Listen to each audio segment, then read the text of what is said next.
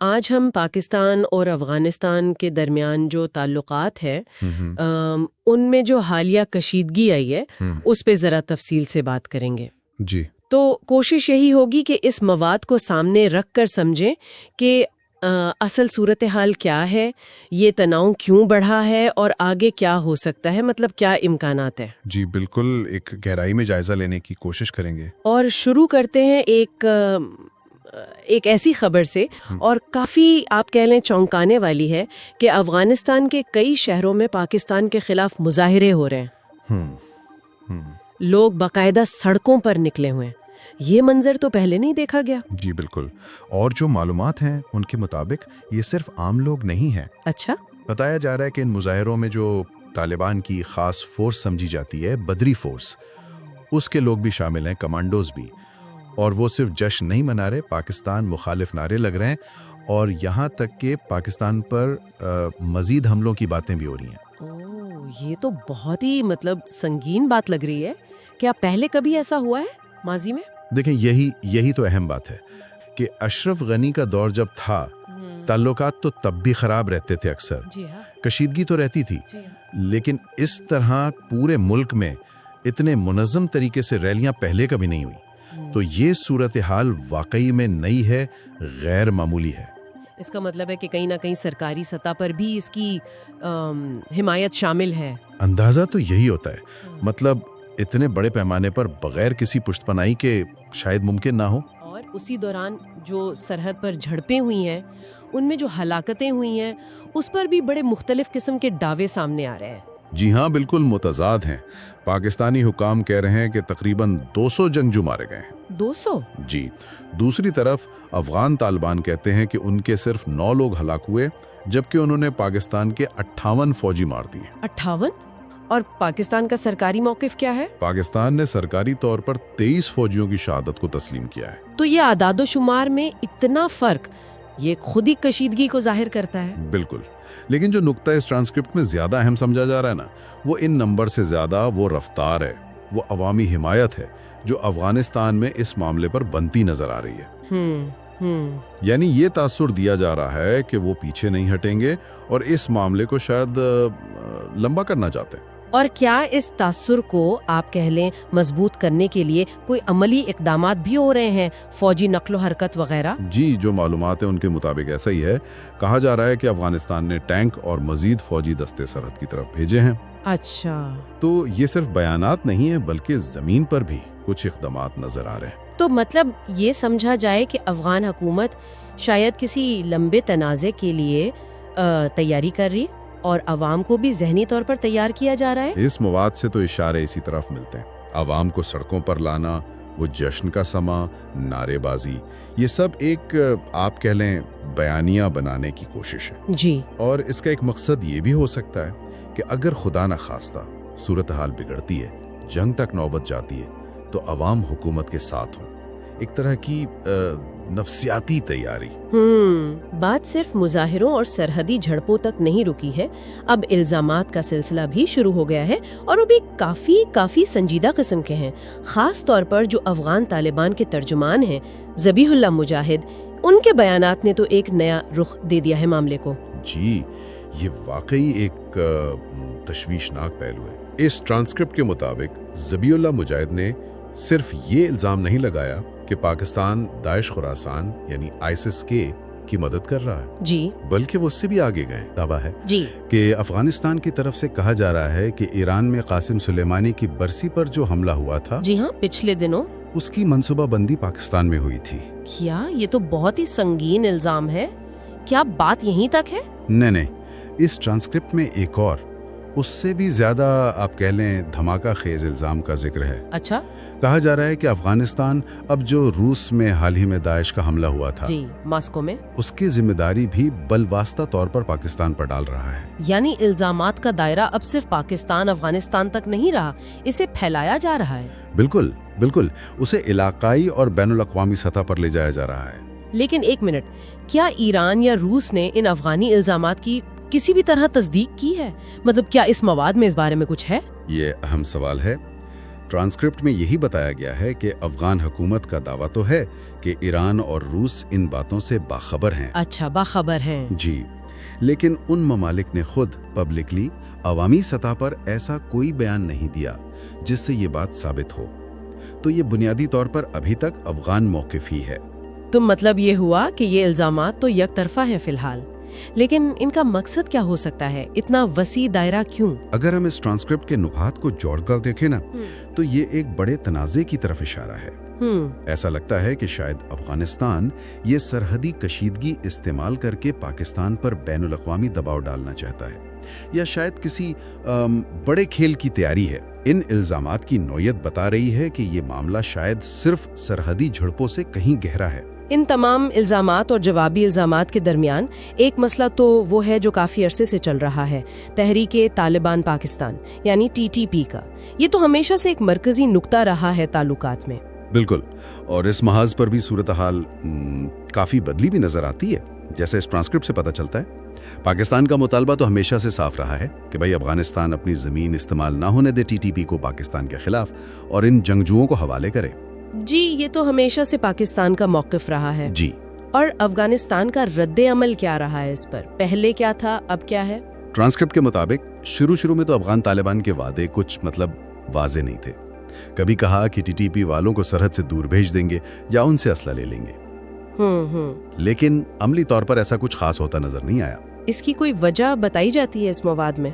मतलब कोई वजाहत है उनकी तरफ से? हाँ, उसमें उनके नुक्ता नज़र की तरफ इशारा किया गया है।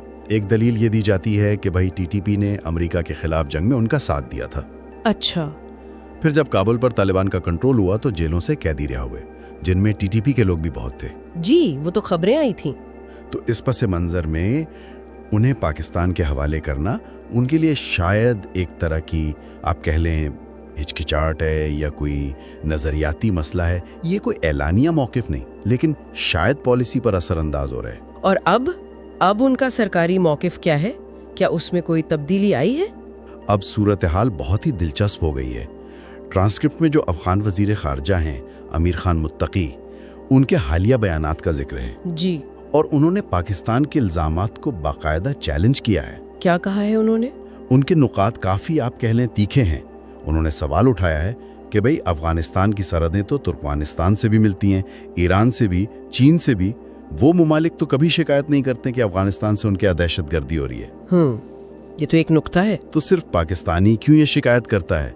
और फिर ये भी कहा कि अगर पाकिस्तान कहता है कि सरहद पार से लोग आते हैं, तो पाकिस्तान अपनी सरहद पर उन्हें रोकता क्यों नहीं?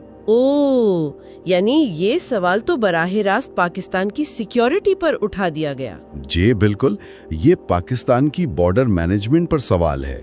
ये एक तरह से दिफाई पोजीशन से निकलकर जारहाना पोजीशन लेना है। हाँ, ये तो वाज़ेह तब्दीली है। बिल्कुल, और बात यही नहीं रुकी। इससे भी आगे बढ़कर ट्रांसक्रिप्ट के मुताबिक अफगानिस्तान ने एक जवाबी मुतालबा कर दिया है। जवाबी मुतालबा? वो क्या? उन्होंने कहा है कि पाकिस्तान जो है वो मुबैना तौर पर दाइश खुरासान आईसिस के उन अरकान को अफगानिस्तान के हवाले करे जो पाकिस्तान में हैं। क्या पाकिस्तान हवाले करे? जी, और इस ट्रांसक्रिप्ट में इस मुतालबे को एक नई और अजीबो गरीब पेशरफ्त कहा गया है। वाकई अजीब है। तो ये जाहिर करता है कि ताल्लुकात में ना सिर्फ तलखी बहुत बढ़ गई है, बल्कि अब बात एक दूसरे पर इल्जामात लगाने और जवाबी मुतालबात तक आ गई है। पहले सिर्फ पाकिस्तान मुतालबा करता था, अब अफगानिस्तान भी कर रहा है। तो इस सारी सूरत हाल में जहाँ इतनी तलखी है, इल्जामात हैं, जवाबी मुतालबात हैं, क्या बातचीत के, सिफारतकारी के सारे दरवाजे बंद हो गए हैं? क्या ये कशीदगी बस बढ़ती ही जाएगी? देखें, खित्ते की जो दूसरे मुमालिक हैं, खास तौर पर चीन और ईरान, वो यकीनन इस सूरत हाल को देख रहे हैं और फिक्रमंद भी हैं। जी। इस ट्रांसक्रिप्ट में बताया गया है कि दोनों मुमालिक ने पाकिस्तान और अफगानिस्तान दोनों पर जोर दिया है कि भाई तहम्मुल से काम लें और मामलात को बातचीत से हल करें। ईरान का तो एक बयान मुझे याद पड़ता है, काफी सख्त था, जिसका जिक्र शायद इस मवाद में भी हो। जी हाँ, बिल्कुल। ईरान ने बाकायदा खबरदार किया है कि अगर ये तनाज़ा बढ़ा तो ये सिर्फ पाकिस्तान और अफगानिस्तान की सरहदों तक नहीं रहेगा, बल्कि इसके असरात पूरे खित्ते में फैल सकते हैं और सूरत हाल काबू से बाहर हो सकती है। ये एक वाज़ेह वार्निंग है। तो क्या सिर्फ वार्निंग है या कोई मसालेहती कोशिशों की भी बात हो रही है? नहीं, बिल्कुल। इसी फिक्र की वजह से सालसी की पेशकशें भी हुई हैं। ट्रांसक्रिप्ट के मुताबिक चीन ने तो वाज़ेह तौर पर कहा है कि वो दोनों मुमालिक के दरमियान सालसी कराने को तैयार है। चीन ने पेशकश की है। जी, और ईरान की तरफ से भी इसी किस्म के इशारे मिले हैं कि वो भी कशीदगी कम कराने में अपना किरदार अदा कर सकता है। तो अगर बाहर की ताकतें भी मुदाखलत या सालसी की बात कर रही हैं, तो क्या बराह रास्त बातचीत का इम्कान बिल्कुल ही खत्म समझा जाए? जो तस्वीर इस ट्रांसक्रिप्ट में बनाई गई है ना, उसके मुताबिक बराह रास्त मुज़ाकरात इस वक्त बहुत मुश्किल लगते हैं। ताल्लुकात में तलखी बहुत ज्यादा है। यहाँ तक कि एक गैर मुसद्दिका खबर का भी जिक्र है कि अफगान हुक्काम ने मुबैना तौर पर एक पाकिस्तानी वफ्द को वीज़े देने से भी इनकार कर दिया। अब इसकी तस्दीक तो नहीं हुई, लेकिन ये माहौल की अक्कासी जरूर करता है। तो अगर बराह रास्त बातचीत मुश्किल है, तो फिर हल कैसे निकलेगा? क्या ये ट्रांसक्रिप्ट कोई रास्ता बता रहा है? इस मवाद में जो तज्जिया है उसके मुताबिक अब किसी तीसरे फरीक की जरूरत बढ़ती जा रही है। मतलब कोई बीच में आए, कोई सालिसी कराए। जी, बराह रास्त राब्ते शायद अब इतने कारामद ना हो। और इस तीसरे फरीक के तौर पर किसे देखा जा रहा है? कौन ज्यादा मौजू हो सकता है? ट्रांसक्रिप्ट में वाज़ेह तौर पर चाइना का नाम लिया गया है कि वो इस किरदार के लिए सबसे मौजू मुल्क साबित हो सकता है। चीन ही क्यों? कोई खास वजूहात? कई वजूहात बताई गई हैं।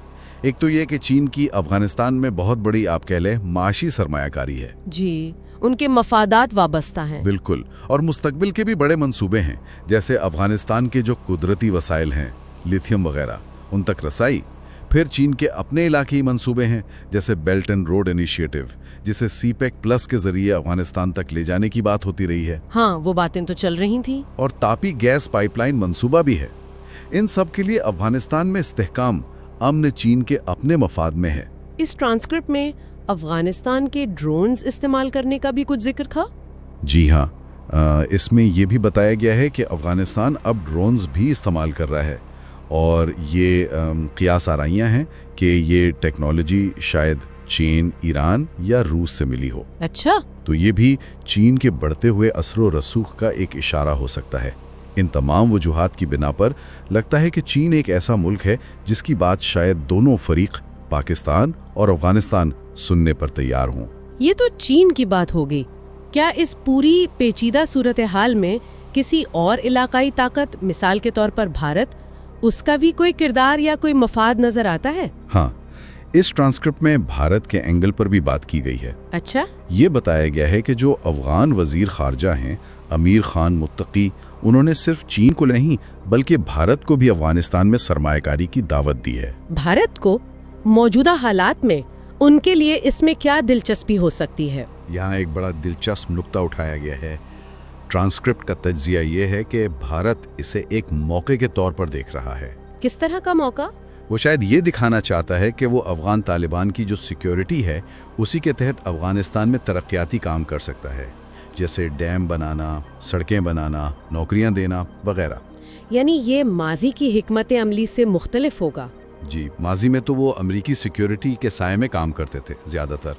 अब वो शायद तालिबान की सिक्योरिटी में काम करने पर आमादगी दिखा रहे हैं। इसका कोई बड़ा जियोपॉलिटिकल मतलब भी निकलता है। बिल्कुल, इस मवाद में इशारा इसी तरफ है कि भारत का ये रवैया एक तरह से अमेरिका के मौक़िफ़ को चैलेंज कर सकता है। वो कैसे? देखिए, अमेरिका का एक इस्तदलाल ये रहा है कि अफगानिस्तान में महफूज सरमायाकारी तभी हो सकती है जब अमेरिकी सिक्योरिटी मौजूद हो, जिसके लिए उन्हें बगराम एयरबेस जैसे अड्डे चाहिए। जी। अब अगर भारत और चीन दोनों अफगान सिक्योरिटी के तहत काम करने को तैयार हो जाते हैं, तो ये अमेरिका के लिए एक पैगाम है कि भाई अब ज़मीनी हकीकत बदल गई है, अब आपकी फ़ौजी मौजूदगी के बगैर भी काम हो सकता है। और ख़ुद अमेरिका का अपना क्या मफाद बताया गया है इस ट्रांसक्रिप्ट में? इस मवाद के मुताबिक अमेरिका की दिलचस्पी अपनी सिक्योरिटी ज़रूरियात और शायद अपनी सरमायाकारी के तहफ़्फ़ुज़ के लिए बगरम एयरबेस तक रसाई हासिल करने में है। ये मॉडल ज़ाहिर है चीन और भारत वाले मॉडल से बिल्कुल मुख्तलिफ है, जो अफगान सिक्योरिटी पर इन्हिसार कर रहे हैं। तो यहाँ मुख्तलिफ ताकतों के मफादात का एक टकराव भी नजर आता है। तो ये तो वाकई एक कसीरुल जहती और बहुत ही पेचीदा सूरत हाल बनती जा रही है। बिलाशुबा अफगानिस्तान में हालात बहुत तेजी से बदल रहे हैं, और इसके पीछे सिर्फ मकामी या सरहदी मसले नहीं हैं, बल्कि गहरे जियोपॉलिटिकल मफादात और हिकमत अमलियाँ काम कर रही हैं, जिनका जिक्र इस ट्रांसक्रिप्ट में काफ़ी तफसील से है। ठीक है, तो जो हमने अब तक बात की उसके अहम निकात को एक बार फिर दोहरा लेते हैं, تاکہ ہمارے ذہن میں واضح رہے۔ ہم نے دیکھا کہ افغانستان میں پاکستان مخالف مظاہروں میں تیزی آئی، جن میں اطلاعات کے مطابق بدری فورسز بھی شامل ہیں، اور ایک عوامی سطح پر جنگی ماحول بنانے کی کوشش نظر آتی ہے۔ جی، دونوں ملکوں کے درمیان ہلاکتوں پر بالکل مختلف دعوے ہیں، لیکن افغانستان میں ایک خاص رفتار اور عوامی حمایت بنائی جا رہی ہے۔ بالکل۔ اس کے ساتھ ہی الزامات کا دائرہ بہت ہی وسیع ہو گیا ہے۔ افغانستان اب مبینہ طور پر پاکستان کو ایران اور روس میں ہونے والے داعش حملوں سے بھی جوڑ رہا ہے۔ جی ہاں، اور ٹی ٹی پی کے معاملے میں افغان موقف میں ایک نمایاں تبدیلی آئی ہے۔ نہ صرف وہ پاکستان کے الزامات کو رد کر رہے ہیں، بلکہ اب الٹا پاکستان سے داعش ارکان کی حوالگی کا مطالبہ کر رہے ہیں۔ اس بڑھتی کشیدگی پر چین اور ایران جیسے ملک فکر مند ہیں۔ ثالثی کی پیشکشیں بھی ہوئی ہیں، کیونکہ براہ راست بات چیت مشکل لگ رہی ہے۔ جی، اور اس ٹرانسکرپٹ میں چین کو ایک ممکنہ اور مؤثر ثالث کے طور پر دیکھا جا رہا ہے۔ بالکل، اور آخر نے ہم نے وہ جیو پولیٹیکل پہلو دیکھے، چین کی گہری معاشی دلچسپی افغانستان میں، بھارت کو سرمایہ کاری کی دعوت اور اس کے ممکنہ اثرات، اور امریکہ کی بگرام ایئر بیس میں مبینہ دلچسپی، یہ سب عوامل مل کر صورتحال کو اور بھی پیچیدہ بنا رہے ہیں۔ تو یہ سب نکات اگر ہم سامنے رکھیں تو ایک سوال ذہن میں آتا ہے جس پر شاید مزید غور کیا جا سکتا ہے۔ جی ضرور۔ کہ یہ جو اتنے پیچیدہ الزامات ہیں، بیرونی طاقتوں کے مفادات اتنے واضح ہیں، چین کی سرمایہ کاری، بھارت کا ممکنہ کردار، امریکی اڈے کی خواہش اور افغان حکومت کی اس تنازع کے لیے یہ ظاہری تیاری بھی نظر آ رہی ہے، تو کیا جو فوری سرحدی مسائل ہیں یا ٹی ٹی پی کا معاملہ ہے، ان سے ہٹ کر بھی کچھ ایسے پوشیدہ عوامل یا دباؤ ہو سکتے ہیں جو افغانستان کے اس موجودہ قدرے جارحانہ موقف کی وجہ بن رہے ہوں؟ ہاں، یہ ایک بہت اہم نقطہ ہے سوچنے کے لیے۔ یہ ایک ایسا سوال ہے جو اس مواد کو دیکھنے کے بعد ذہن میں آتا ہے اور جس پر مزید غور و فکر کی گنجائش ہے۔ بالکل،